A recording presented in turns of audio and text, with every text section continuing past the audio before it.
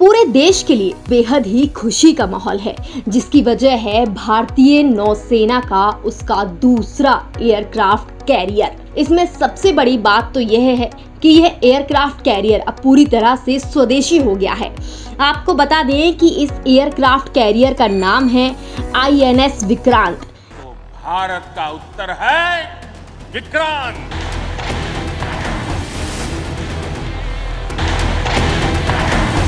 PM Narendra Modi ने केरल के कोची में देश को समर्पित किया है।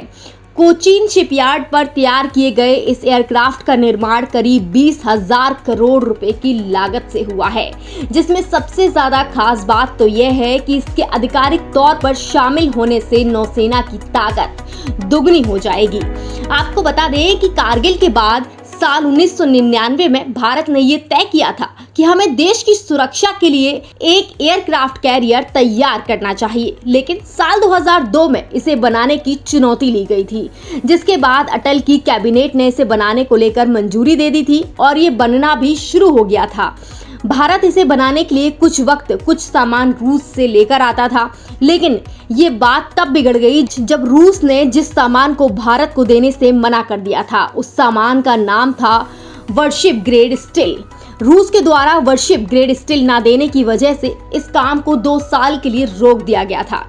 लेकिन वो कहते हैं ना कि जो भी होता है वो अच्छे के लिए होता है।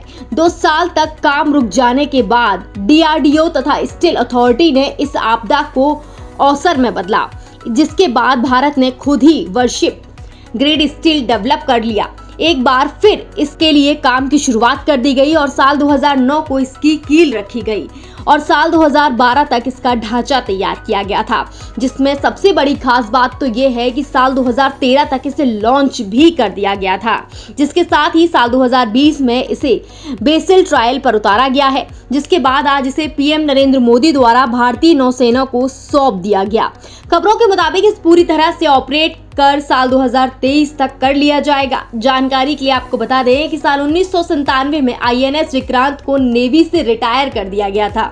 गौरतलब है कि 31 जनवरी 1997 में INS विक्रांत को नेवी से रिटायर कर दिया गया है और तकरीबन 25 साल बाद जंग में INS विक्रांत ने अपनी सीहॉक लड़ाकू विमानों में बांग्लादेश के चिटगांव, क्रॉक्स बाजार और खुलना में दुश्मनों के ठिकानों को तबाह कर दिया था। ऐसे में हमारी नौसेना को ऐसी कामयाब कीमती तोहफा मिला है जो न केवल नौसेना के लिए बल्कि पूरे देश के लिए एक गर्व की बात है। आपने हमारा चैनल सब्सक्राइब नहीं किया है तो हमारे चैनल को भी सब्सक्राइब कीजिए और साथ ही बेल आइकन को भी प्रेस कीजिए।